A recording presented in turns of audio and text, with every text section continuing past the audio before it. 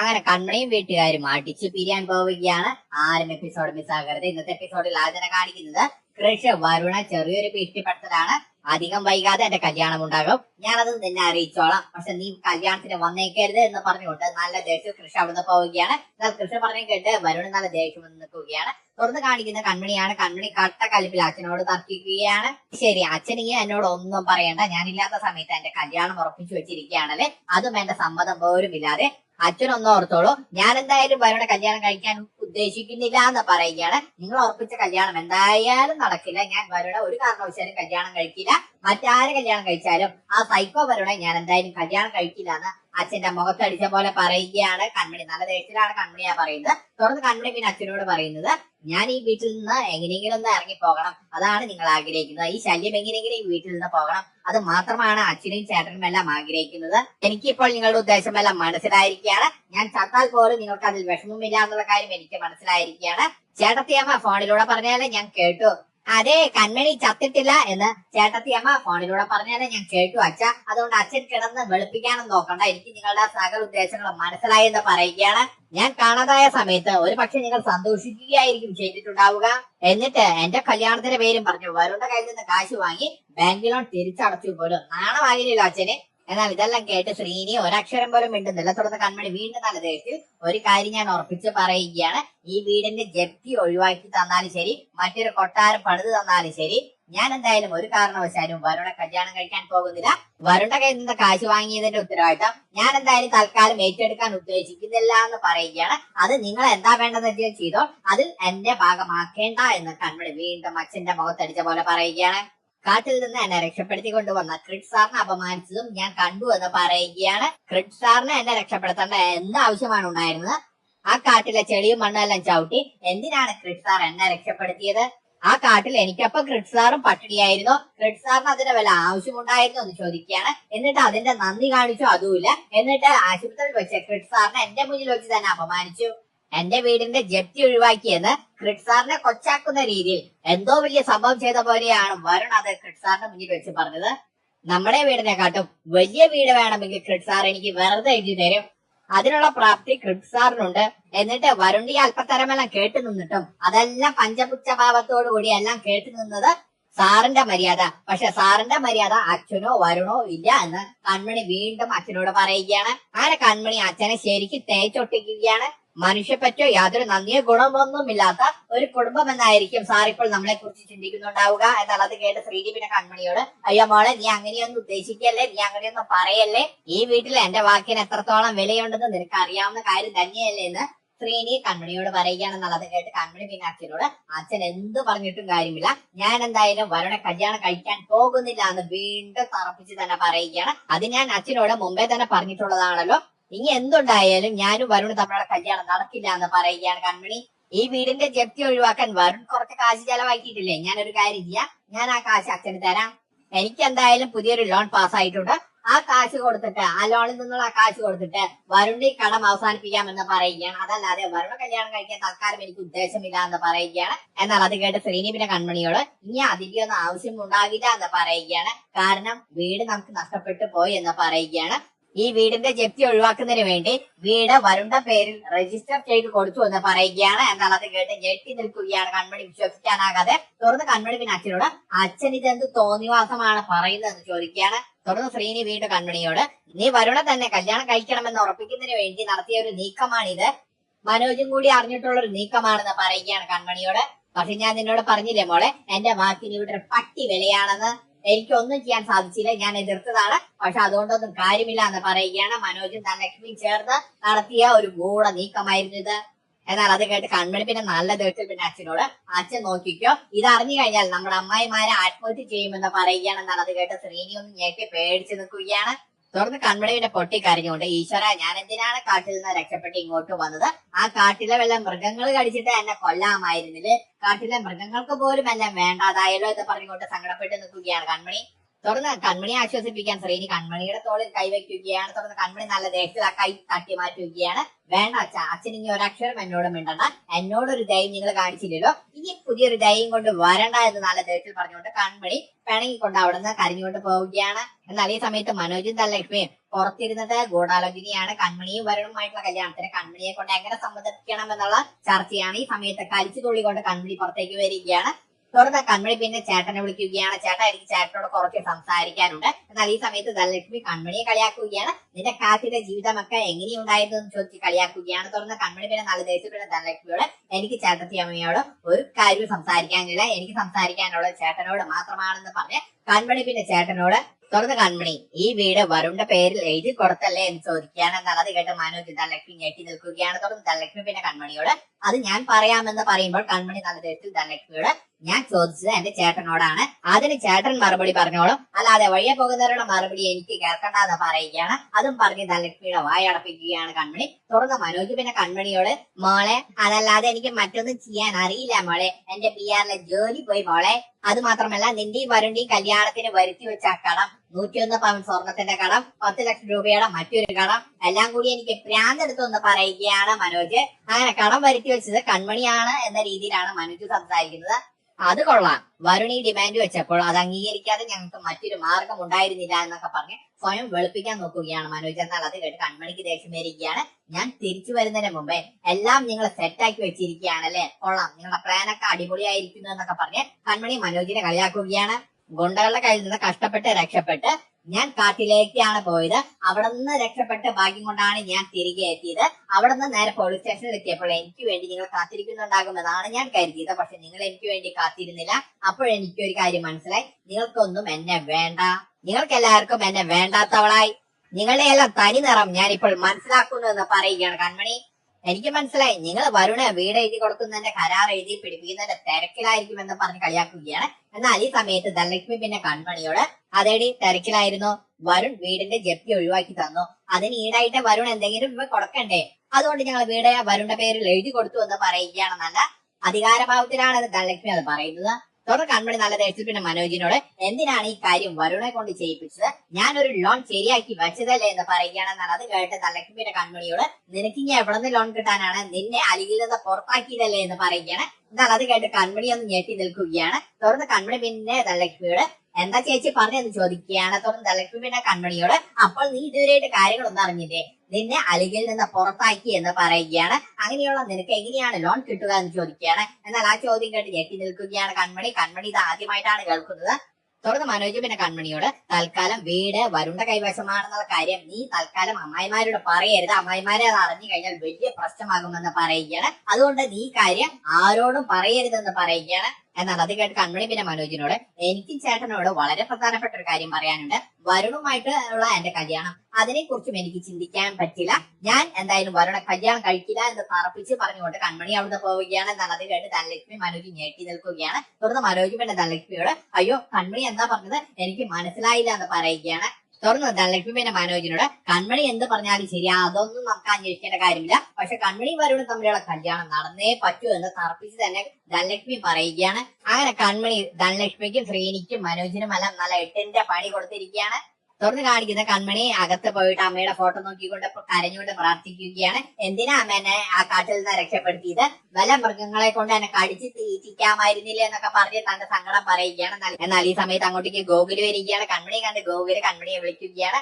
അപ്പ എന്ന് നല്ല സന്തോഷത്തോടുകൂടി വിളിക്കുകയാണ്. തുടർന്ന് ഗോകുല് ഓടിച്ചെന്ന് കൺമണിയെ കെട്ടിപ്പിടിക്കുകയാണ്. തുടർന്ന് കൺമണി നല്ല സന്തോഷത്തോടുകൂടി പിന്നെ ഗോകുലിനെ കെട്ടിപ്പിടിച്ചുകൊണ്ട് പിന്നെ പറയുന്നത് അപ്പയെ കാണാത്തതിൽ ഈ വീട്ടിൽ സങ്കടമുള്ള ഒരാള് നീ മാത്രമായിരിക്കുമെന്ന് പറയുകയാണ് ഗോകുലിനോട്. എന്നാൽ അത് കേട്ട് ഗോകുല് ഒരു വെറൈറ്റി മറുപടിയാണ് കൊടുക്കുന്നത്, എനിക്ക് എന്ത് വിഷമം അപ്പേ, എനിക്കൊരു വിഷമവും ഇല്ല എന്ന് പറയുകയാണ്. എന്നാൽ ഗോകുലിന്റെ മറുപടി കേട്ട് കെട്ടി നിൽക്കുകയാണ് കൺമണി. എടാ ദുഷ്ട, നിനക്കും അപ്പോൾ വിഷമമില്ലേ, ഞാൻ തിരിച്ചു വരാൻ നീയും ആഗ്രഹിച്ചില്ലേ എന്ന രീതിയിലാണ് കൺമണി ചിന്തിച്ചു നിൽക്കുന്നത്. തുടർന്ന് ഗോകുല് ഡീറ്റെയിൽ ആയി പറഞ്ഞു കൊടുക്കുകയാണ്. അപ്പയെ ആദ്യം കാണാതായപ്പോൾ എനിക്ക് നല്ല സങ്കടമായിരുന്നു, പിന്നെ ഞാൻ അമ്പലത്തിൽ പോയി പ്രാർത്ഥിച്ചു, വിഘ്നേശ്വരന്റെ മുന്നിൽ പോയി പ്രാർത്ഥിച്ചു, പക്ഷെ കാട്ടിൽ ക്രിഡ്സാറും കൂടി ഉണ്ടെന്നറിഞ്ഞപ്പോൾ എന്റെ സകല വിഷമങ്ങളും മാറി, എനിക്ക് പിന്നെ ധൈര്യമായി എന്ന് പറയുകയാണ്. ക്രിഡ്സാർ അപ്പയ്ക്ക് കൂട്ടുണ്ടല്ലോ, പിന്നെ എനിക്ക് ഒന്നിനും പേടിയുണ്ടായില്ല എന്ന് പറയുകയാണ്. അതോടുകൂടി എന്റെ സകല പേടിയും സങ്കടവും മാറി എന്ന് പറയുകയാണ് ഗോകുൽ. പിന്നെ എനിക്ക് നല്ല ധൈര്യം വന്നു. അപ്പയുടെ കാലിൽ ഒരു മുള്ളു പോലും കൊള്ളാതെ ക്രിഡ്സാർ തന്നെ അപ്പയെ നോക്കിക്കോളും എന്നുള്ള ഒരു വിശ്വാസം എനിക്ക് വന്നു എന്ന് പറയുകയാണ്. എന്നാൽ ഈ മറുപടി കേട്ട് കൺമണിക്ക് സന്തോഷമാവുകയാണ്. തുടർന്ന് ഗോകുൽ പിന്നെ കൺമണിയോട് കാട്ടിൽ നല്ല രസമായിരുന്നല്ലേ അപ്പേ, നല്ല സന്തോഷമായിരുന്നല്ലേ എന്ന് ചോദിക്കുമ്പോൾ കൺമണി അതേടാ ഗോകുലെ, ഇപ്പോൾ തോന്നുന്നു കാട്ടിൽ തന്നെ കിടന്നാൽ മതിയായിരുന്നു, നാട്ടിലേക്ക് വരണ്ടായിരുന്നു എന്ന് ഇപ്പോഴേ എനിക്ക് തോന്നുന്നു എന്ന് പറയുകയാണ്. സങ്കടത്തോടു കൂടിയാണ് കൺമണി അത് പറയുന്നത്. തുടർന്ന് കൺമണി പിന്നെ ഗോകുലിനോട് ഇവിടെയുള്ളവർക്ക് യാതൊരു സ്നേഹവും നന്ദിയോ ഇല്ല എന്ന് പറയുകയാണ്. ഞാൻ വിശ്വസിച്ചിരുന്ന അലിഗിൽ പോലും ഇപ്പോഴും എനിക്ക് യാതൊരു സ്ഥാനവും ഇല്ല എന്ന് പറയുകയാണ്. ജോലി നഷ്ടപ്പെട്ട കാര്യത്തെ കുറിച്ചാണ് കൺമണി അത് പറയുന്നത്. എന്നാൽ അത് കേട്ട് ഗോകുൽ പിന്നെ കൺമണിയെ ആശ്വസിപ്പിക്കുകയാണ്. അപ്പയ്ക്ക് മുമ്പ് അലിഗയിൽ ഉണ്ടായിരുന്ന സ്ഥാനത്തെക്കാട്ടും വലിയ സ്ഥാനമാണ് ഇനി അലിഗയിൽ ഉണ്ടാകാൻ പോകുന്നത്. അപ്പ ഈ പറഞ്ഞത് കഴിഞ്ഞ കാര്യമാണ്. അപ്പയെ കമ്പനി പുറത്താക്കി, അത് ശരി തന്നെയാണ്. പക്ഷെ സത്യങ്ങളെല്ലാം അവർ മനസ്സിലാക്കിയത് കൊണ്ടാണ് ക്രിഡ്സാർ അപ്പയെ അന്വേഷിച്ച് കാട്ടിലേക്ക് വന്നത്. അതെന്താണ് അപ്പൊ ചിന്തിക്കാത്തതെന്ന് ചോദിക്കുകയാണ്. എന്നാൽ അത് കേട്ട് കൺമണി അത് ചിന്തിക്കുകയാണ്. ശരിയാണല്ലോ, ഇവൻ പറഞ്ഞത് ശരിയാണല്ലോ, അലിഗ എന്നെ പുറത്താക്കിയെങ്കിൽ പിന്നെ എന്നെ അന്വേഷിച്ച് കൃഷി എന്തൊരു കാട്ടിലേക്ക് വരണം. എന്നാൽ അത് കേട്ട് കൺമണി പിന്നെ ഗോകുലിനോട് പക്ഷെ അതിലൊരു പ്രശ്നമുണ്ട്, കൃഷി എന്നോട് ഈ കാര്യത്തെ കുറിച്ച് ഒന്നും ഒഫീഷ്യലായി പറഞ്ഞില്ല എന്ന് പറയുകയാണ്. കൃഷി അല്ല, ക്രിഡ്സാർ എന്നോട് ഇതിനെ കുറിച്ചൊന്നും പറഞ്ഞില്ല എന്ന് പറയുകയാണ്. എന്നാൽ അത് കേട്ട് ഗോകുല് അത് എന്തുകൊണ്ടാണെന്ന് അപ്പയൊന്ന് ചിന്തിച്ചു നോക്കാൻ പറയുകയാണ്. ക്രിഡ്സാർ ഇത് അപ്പയോട് പറഞ്ഞു കഴിഞ്ഞാൽ അപ്പയ്ക്ക് സങ്കടമാകും, അപ്പയ്ക്ക് സങ്കടമായാൽ ക്രിഡ്സാറിനും സങ്കടമാകും. ക്രിഡ്സാറിന് അപ്പയുടെ സന്തോഷം കാണാനല്ലേ ക്രിഡ്സാറിന് ആഗ്രഹം. അങ്ങനെയുള്ളപ്പോൾ ഇത് പറഞ്ഞ് എന്തിനാണ് അപ്പയെ സങ്കടപ്പെടുത്തുന്നത്? അതുകൊണ്ടായിരിക്കും ക്രിഡ്സാർ ഇത് അപ്പയോട് പറയാഞ്ഞത്. എന്റെ അപ്പയുടെ വിഷമങ്ങളൊക്കെ മറക്ക്, വീട്ടുകാരൊക്കെ മറക്ക്, എന്നിട്ട് കാട്ടിൽ നടന്ന കാര്യത്തെ കുറിച്ച് എന്നോട് പറ. അപ്പയെ ഗുണ്ടകളുടെ കയ്യിൽ നിന്ന് അപ്പ എങ്ങനെയാണ് രക്ഷപ്പെട്ടത്, ക്രിഡ്സാർ വന്ന് അവിടെ എന്തൊക്കെയാണ് ഉണ്ടായത്, എന്തൊക്കെയാണ് നിങ്ങൾ സംസാരിച്ചത്, അതൊക്കെ ഇങ്ങനെ മണിമണിയായി പറ അപ്പ എന്നൊക്കെ ചോദിക്കുകയാണ് ഗോകുല്. എന്നാൽ അത് കേട്ട് കൺമണി പിന്നെ സന്തോഷിങ്ങനെ പുഞ്ചിരിച്ച് നിൽക്കുകയാണ്. തുടർന്ന് ഗോകുല് വീണ്ടും കൺമണിയോട് പറയപ്പേ കാട്ടിൽ എങ്ങനെ രസമായിരുന്നു എന്ന് ചോദിക്കുകയാണ്. ക്രിഡ്സാർ വന്നിട്ട് എന്തൊക്കെയാണ് നിങ്ങൾ പറഞ്ഞത്, നല്ല രസമായിരുന്നില്ലേ, സന്തോഷമായിരുന്നില്ലേ എന്നൊക്കെ ചോദിക്കുകയാണ്. എന്നാൽ അത് കേട്ട് കൺമണി അതിനൊക്കെ സമ്മതിക്കുകയാണ്. നീ പറഞ്ഞൊക്കെ ശരി തന്നെയാണ്, നല്ല സന്തോഷമായിരുന്നു, നല്ല രസമായിരുന്നു കാട്ടിൽ എന്നൊക്കെ പറയുകയാണ്. തുടർന്ന് ഗോകുല് വീണ്ടും കൺമണിയോട് പറ അപ്പേ ക്രിഡ്സാർ അപ്പയോട് എന്താണ് പറഞ്ഞത്, ക്രിഡ്സാർ അപ്പയെ പ്രൊപ്പോസ് ചെയ്തോ എന്ന് ചോദിക്കുകയാണ്. എന്നാൽ ആ ചോദ്യം കേട്ട് കൺമണി ഒന്ന് നാണിച്ച് തല കുമ്പിട്ടൊന്ന് പുഞ്ചിരിച്ച് നിൽക്കുകയാണ്, ഒന്നും പറയുന്നില്ല. തുടർന്ന് ഗോകുല് സംശയം തോന്നുകയാണ്. പറ അപ്പേ ക്രിഡ്സാർ അപ്പയെ പ്രൊപ്പോസ് ചെയ്തോ എന്ന് വീണ്ടും വീണ്ടും ചോദിക്കുകയാണ്.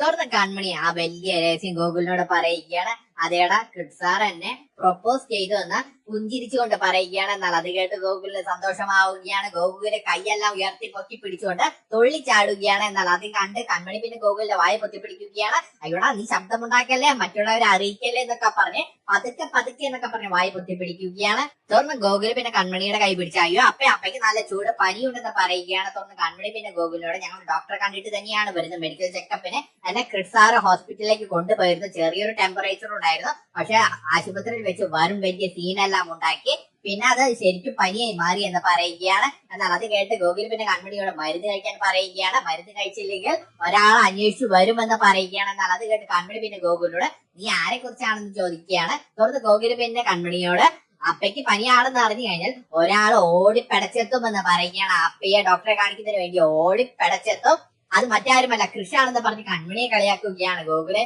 മരുന്ന് കഴിക്കാത്തതിന് ക്രിഡ്സാർ ഞങ്ങളോടായിരിക്കും ചൂടാകുന്നത്, അതുകൊണ്ട് മര്യാദയ്ക്ക് അപ്പം മരുന്ന് കഴിക്കാൻ പറയുകയാണ്. എന്നാൽ അത് കേട്ട് കൺമണി പിന്നെ ഗോകുലിനോട് എടാ നീ എന്റെ കയ്യിൽ നിന്ന് തല്ലു വാങ്ങുമെന്ന് പറയുമ്പോൾ ഗോകുൽ പിന്നെ കൺമണിയെ കളിയാക്കിക്കൊണ്ട് അടിയൊക്കെ ഞാൻ വാങ്ങിക്കോളാം, ആദ്യം അപ്പൊ പോയിട്ട് മരുന്ന് കഴിക്കാൻ പറയുകയാണ്. തുടർന്ന് കൺമണി പിന്നെ ചിരിച്ചുകൊണ്ട് പിന്നെ ഗോകുലിനോട് എടാ ഗോകുലെ, എന്നെ ഈ ലോകത്ത് ഏറ്റവും ജീവിപ്പിക്കാൻ പ്രേരിപ്പിക്കുന്ന ഒരാൾ നീയാണെന്ന് പറയുകയാണ്. എന്നാൽ അത് കേട്ട് ഗോകുലെ അയ്യോ അപ്പേ ഞാൻ രണ്ടാമതേ വരൂ, ഏറ്റവും പ്രധാനപ്പെട്ട ഞാനല്ല, അത് അലിഗ ഡിസൈനിന്റെ MD ക്രിഡ്സാഗറാണെന്ന് പറഞ്ഞ് ഗോകുല് കൺമണിയെ കളിയാക്കുകയാണ്. തുടർന്ന് കൺമണി ഗോകുല് ചെവിക്ക് പിടിക്കുകയാണ്.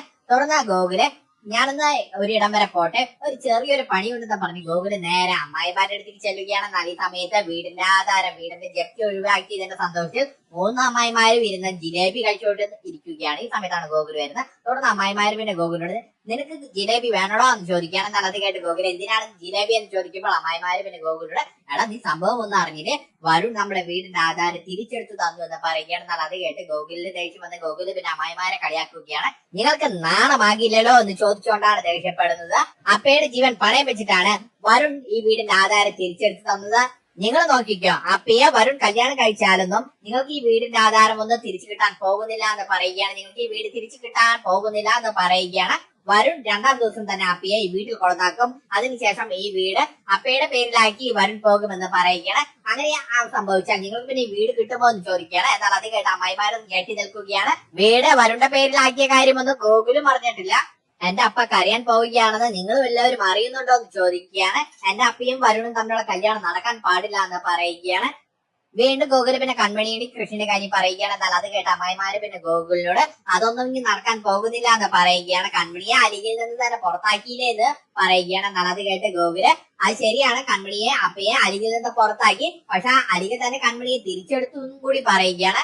അത് മാത്രമല്ല അപ്പയെ അന്വേഷിച്ച് കാട്ടിലേക്ക് പോയത് അലികയുടെ നിങ്ങളുടെ MD കൃഷ്ണസാഗർ ആണെന്ന് പറയുകയാണ്. അങ്ങനെ അപ്പയെ ഇഷ്ടമല്ലെങ്കിൽ പിന്നെ എന്തിനാണ് കൃഷ്ണസാഗർ ആ കാട്ടിൽ അപ്പയെ അന്വേഷിച്ച് പോയത്?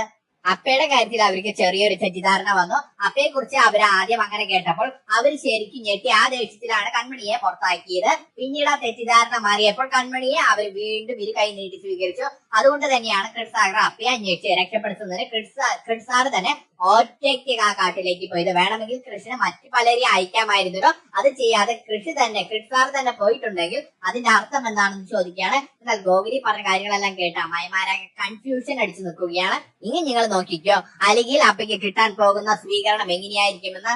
അപ്പ അലികയെ കൈവേളയിൽ വെച്ചിട്ടായിരിക്കും ഇനി നടക്കുക. എന്നാൽ അത് കേട്ട് മൂന്ന് അമ്മായിമാരാകെ ഞെട്ടി നിൽക്കുകയാണ്. ഇതും പറഞ്ഞുകൊണ്ട് അമ്മായിമാരുടെ മനസ്സിലേക്ക് കുറച്ച് തീ വാരി കോരി ഇട്ടുകൊണ്ട് ഗോകുൽ അവിടുന്ന് പോവുകയാണ്. തുടർന്ന് അമ്മായിമാര് പിന്നെ ചിന്തിക്കുന്നത് നമ്മളിപ്പോൾ ആര് പറയുന്നതാണ് വിശ്വസിക്കേണ്ടത്, ആരുടെ ഭാഗത്താണ് നിൽക്കേണ്ടത്, വരുണം വിശ്വസിക്കാൻ സാധിക്കുമോ എന്നിങ്ങനെ ചിന്തിച്ചു നിൽക്കുകയാണ്. ചിലപ്പോൾ തോന്നും ഗോകുല് പറയുന്നതാണ് ശരിയെന്ന്, ചിലപ്പോൾ തോന്നും ധനലക്ഷ്മി പറയുന്നതാണ് ശരിയെന്ന്. നമ്മൾ കൺഫ്യൂഷനിലായല്ലോ സുലോചനെ. ഇനി ഈ ജിലേബി നമ്മൾ കഴിക്കേണ്ട കാര്യമുണ്ടോ? കണ്ണിയെ വിഷമിപ്പിച്ചുകൊണ്ടുള്ള ഈ ജിലേബി നമ്മൾ ഇനി കഴിക്കണോ എന്ന് ചോദിച്ചു നിൽക്കുകയാണ് മൂന്നമ്മായിമാരും. തുടർന്ന് കാണിക്കുന്ന കൃഷി വീട്ടിലേക്ക് എത്തിയിരിക്കുകയാണ്. തുടർന്ന് കൃഷും സാഗറും സുജാതയും കൂടി സംസാരിക്കുകയാണ്. തുടർന്ന് സാഗർ വീണ്ടും കൃഷ്ണനോട് എന്റെ ഇപ്പോഴത്തെ വിഷമം നിന്നെയും ബലരാമനെയും ചേർത്ത് വെച്ച് ബലരാമനാണ് മിടുക്കനെന്ന് പറഞ്ഞ് ഞാൻ നിന്നെ കുറെ വിഷമിപ്പിച്ചല്ലോ, അത് ഓർത്തിട്ടാണ് എനിക്ക് വിഷമം എന്ന് പറയുമ്പോൾ കൃഷ്ണാകെ സങ്കടപ്പെട്ട് നിൽക്കുകയാണ്. തുടർന്ന് കൃഷ്ണൻ ഇങ്ങനെ സങ്കടപ്പെട്ട് നിൽക്കുന്നത് കണ്ട് സാഗർ പിന്നെ കൃഷ്ണനോട് എന്ത് പറ്റി, നിനക്ക് എന്താണ് സന്തോഷമില്ലാത്തെന്ന് ചോദിക്കുകയാണ്. തുടർന്ന് സുജാത പിന്നെ കൃഷ്ണനോട് നീ കൺമണിയെ വീട്ടിൽ കൊടന്നാക്കിയോ എന്ന് ചോദിക്കുകയാണ്. കൺമണി ഹാപ്പി അല്ലേ എന്ന് ചോദിക്കുകയാണ്. തുടർന്ന് കൃഷി ഇങ്ങനെ തലയാട്ടുകയാണ്. വരുൺ വന്ന് പ്രശ്നം ഉണ്ടാക്കിയതൊന്നും കൃഷ്ണ പറയുന്നില്ല. തുടർന്ന് സാഗർ പിന്നെ കൃഷ്ണനോട് നീ പോലീസ് സ്റ്റേഷനിൽ വെച്ച് എന്തോ പ്രധാനപ്പെട്ട കാര്യം പറയാനുണ്ടെന്ന് പറഞ്ഞില്ലേ, അതെന്താണെന്ന് ചോദിക്കുമ്പോൾ കൃഷി അതൊന്നുമില്ല എന്ന് പറയുകയാണ്. തുടർന്ന് സുജാത പിന്നെ കൃഷ്ണനോട് നിനക്ക് എന്താണ് സന്തോഷമില്ലാത്തെന്ന് ചോദിച്ച് കൃഷ്ണനെ ഇക്കിയാക്കുകയാണ്. തുടർന്ന് സാഗർ കൃഷ്ണ ഇക്കിയാക്കുകയാണ്. നീ ഇങ്ങനെ സങ്കടപ്പെട്ട് നിൽക്കേണ്ടവനല്ല എന്ന് പറഞ്ഞ് സന്തോഷിപ്പിക്കുകയാണ് കൃഷ്ണനെ. തുടർന്ന് കൃഷി പിന്നെ അച്ഛനോട് അമ്മയോട് ഞാനൊന്ന് കൃപയെ കണ്ടിട്ട് വരാമെന്ന് പറഞ്ഞുകൊണ്ട് കൃപയെ കാണുന്നതിന് വേണ്ടി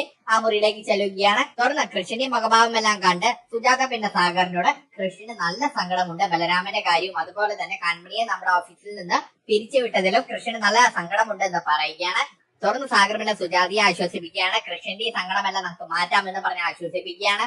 തുടർന്ന് കൃഷി പിന്നെ അന്വേഷിനോട് എനിക്ക് കൃപയോടൊന്ന് കുറച്ച് സംസാരിക്കണമെന്ന് പറയുമ്പോൾ അന്വേഷിച്ച് അവിടുന്ന് പോവുകയാണ്. തുടർന്ന് കൃഷി കൃപയുമായിട്ടാണ് സംസാരിക്കുന്നത്. തുടർന്ന് കൃഷി പിന്നെ കൃപയോട് മോളെ ഒരുപാട് കാര്യങ്ങൾ ഈ ഏട്ടന് നിന്നോട് പറയാനുണ്ട്, സന്തോഷമുള്ളതും സന്തോഷമില്ലാത്ത ദുഃഖവാർത്തയും എനിക്ക് നിന്നോട് പറയാനുണ്ട്. ഇത് പറഞ്ഞുകൊണ്ട് കൃഷി തന്റെ മനസ്സിലുള്ള കാര്യം കൃപയോട് പങ്കുവയ്ക്കാൻ പോവുകയാണ്. ഇതും കാണിച്ചുകൊണ്ടാണ് ഇന്നത്തെ എപ്പിസോഡ് തീരുന്നത്.